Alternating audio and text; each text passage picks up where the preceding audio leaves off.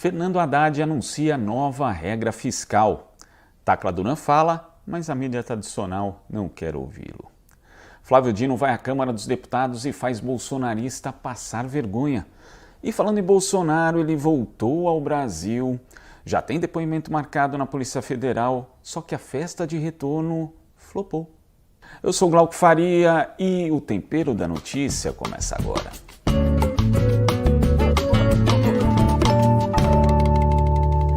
Lembrando que o Rodrigo Viana está de folga mais do que merecida e volta no próximo programa.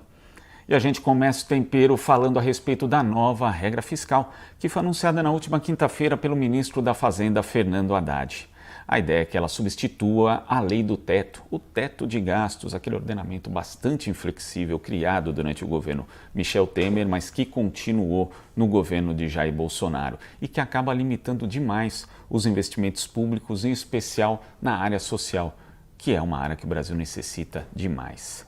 Em suma, a nova proposta, ela limita o investimento ao crescimento das despesas do governo federal até 70% do crescimento da arrecadação.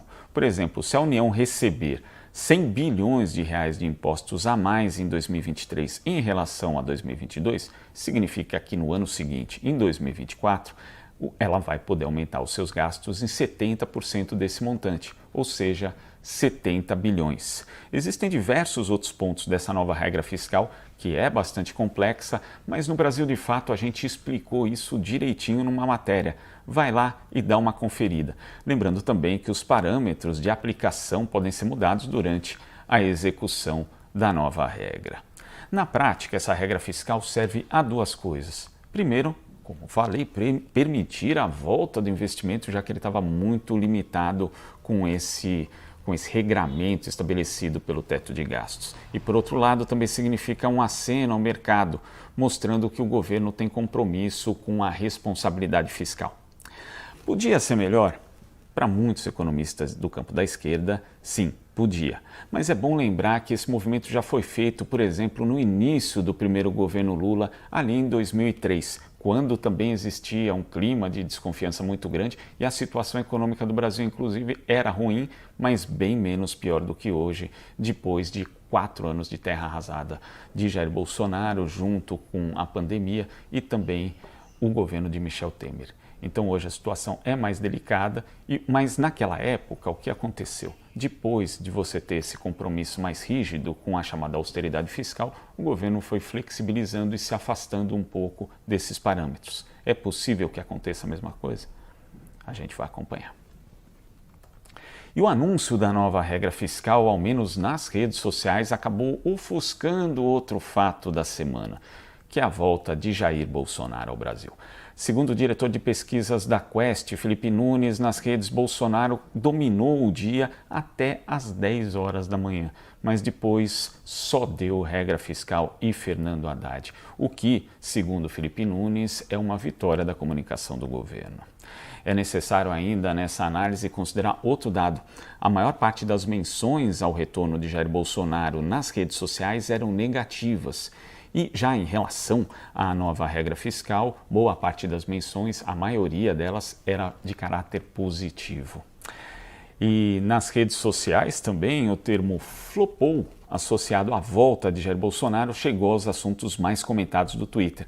Para quem não conhece essa expressão, flopar significa dar errado, fracassar. Isso porque se esperava uma grande festa, uma recepção muito calorosa dos apoiadores de Jair Bolsonaro, mas a realidade ficou muito longe da expectativa dos apoiadores do ex-presidente. O que motivou, inclusive, um comentário do ministro das Relações Institucionais do governo Lula, Alexandre Padilha. Tenho dito desde o começo que esse tema do marco fiscal, ele não é um debate entre governo e oposição. Quem quiser tentar criar o ambiente de conflito que existia no país no governo anterior, vai se dar mal, não vai ter sucesso, vai flopar, como flopou a recepção no aeroporto hoje do ex-presidente que voltou ao país depois de ter fugido do país. Flopou. Mais uma vez ele se demonstrou que é um líder de pé de barro. Quando fugiu do país, e agora fez uma semana inteira de mobilização, convocação e flopou a recepção no aeroporto. E Jair Bolsonaro já tem compromisso marcado na sua agenda. Na próxima quarta-feira, ele terá de dar explicações sobre o caso das joias sauditas à Polícia Federal.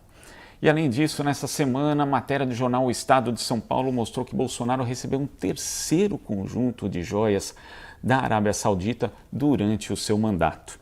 O estojo inclui um relógio Rolex cravejado de diamantes e avaliado em R$364 mil.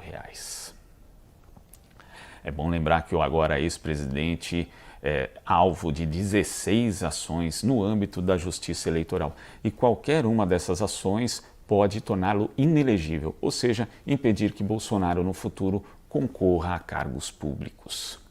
E não é só Bolsonaro que enfrenta problemas não, tem apoiador dele que passou carão na Câmara dos Deputados. O ministro da Justiça e Segurança Pública, Flávio Dino, foi a uma audiência da Comissão de Constituição, de Justiça e Cidadania na última terça-feira e teve que desmentir uma das muitas fake news que são divulgadas pelos parlamentares da extrema-direita. O deputado André Fernandes, do PL do Ceará, afirmou que o ministro respondia a centenas de processos na Justiça. Segundo ele, inclusive, precisamente 277. E a fonte dessa informação era o site Jus Brasil. O que Fernandes não sabe, ou pelo menos finge que não sabe, é que o site Jus Brasil, quando aparece uma menção ao nome de alguém, não significa que a pessoa seja alvo de algum processo, mas sim que o seu nome é mencionado em alguma ação, ou mesmo, às vezes, nem em ação, que está ali estabelecida nos tribunais de justiça. Então, o fato, se você fizer uma pesquisa, inclusive com o seu nome ali no Jus Brasil, provavelmente vai aparecer, mas pode ficar tranquilo que você não tem necessariamente problema judicial. Então, depois disso, o ministro Flávio Dino fez uma explicação ao deputado que arrancou muitos risos das pessoas presentes. Dizer que pesquisou no Jus Brasil. Eu vou contar, olha, eu sou professor de Direito, eu vou contar para os meus alunos como anedota, como piada. O senhor acaba de entrar no meu livro de memórias. O Jus Brasil, deputado, quando bota o nome, não aparece os nomes de quem responde a processo. Aparece o nome de quem pediu direito de resposta na justiça. Aparece o nome de quem foi requerido num pedido de resposta. Aparece o nome de quem registrou a candidatura. Aparece o nome de quem se prestou contas à Justiça Eleitoral. Aparece o nome de quem foi testemunha num processo. E, a estas alturas, deputado, dizer, com base no Jus Brasil, que eu respondo a 277 processos, se insere mais ou menos no mesmo continente mental de quem acha que a Terra é plana. Mais ou menos.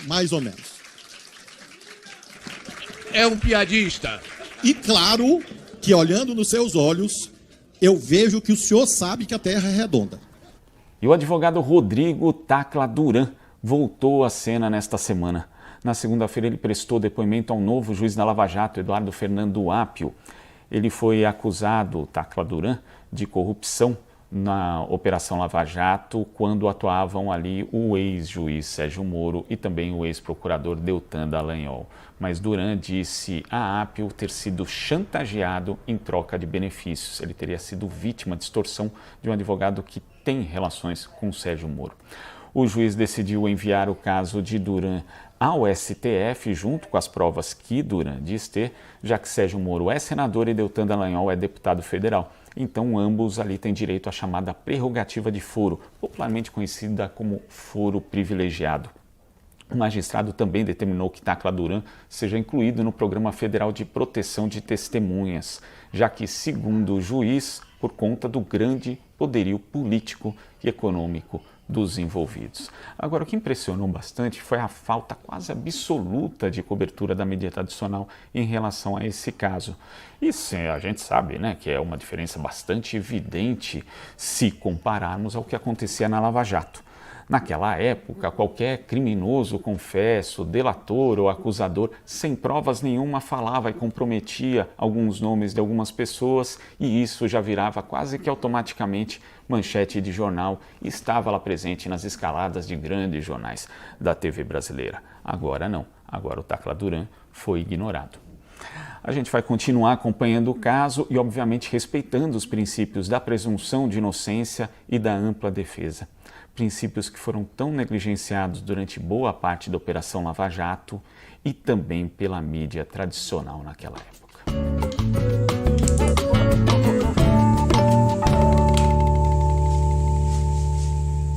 E quem está na panela de pressão são os defensores da ditadura militar. No governo de Jair Bolsonaro, a mensagem de aniversário do golpe por parte do Exército tinha sido retomada e durou os 4 anos da gestão do ex-presidente. O dia 31 de março, que a gente sabe que foi a data, na verdade, que é o início do golpe, que só é concluído no dia 1º de abril, mas os militares não gostam muito de associar isso a essa data. As tropas organizadas pelo Ministério da Defesa, elas chegavam e faziam ali, cumpriam a chamada Ordem do Dia, que chamava a ditadura de marco histórico. Mas agora isso acabou no novo governo. Além disso, o Ministério dos Direitos Humanos e Cidadania instalou uma nova comissão da anistia, que vai analisar os pedidos de anistia por parte de ex-presos políticos que foram negados durante a gestão do ex-presidente. E a procuradora Eugênia Gonzaga revelou em entrevista ao Brasil de Fato que também já está pronto o decreto que vai reinstalar a Comissão Especial sobre Mortos e Desaparecidos Políticos. A Eugênia, inclusive, foi presidenta dessa comissão. Lembrando ainda que esse foi um dos outros atos do governo de Jair Bolsonaro que, há um mês do final da gestão, acabou extinguindo, né? Ele já tinha esvaziado a comissão e ele extinguiu esse colegiado, o que também foi visto por muita gente como absurdo e um ato ilegal. Agora, ele deve ser retomado nos próximos dias. São iniciativas fundamentais para que o Brasil tenha direito à memória e à reparação histórica.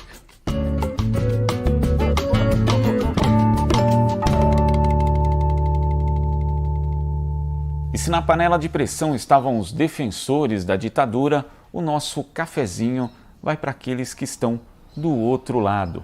Muita gente que há décadas luta pela democracia e pelo reconhecimento daquilo que aconteceu no período autoritário brasileiro. E esse resgate da memória, esse reencontro do Brasil com a sua própria história é fundamental para que a gente possa dar não só valor à democracia hoje, mas também que possamos aprimorar esse regime que a gente sabe que é tão imperfeito, mas que tem muito ainda para melhorar. A essas pessoas, o nosso muito obrigado sempre, porque elas não são aquelas que simplesmente lutam só um dia, emprestando Brecht, são aquelas que lutam por uma vida toda. E para saber mais do nosso conteúdo jornalístico, você pode acessar o nosso portal, seguir a gente também nas redes sociais e participar da nossa campanha de financiamento coletivo. O seu apoio é muito importante para que a gente possa levar o jornalismo popular do Brasil de Fato a todo mundo.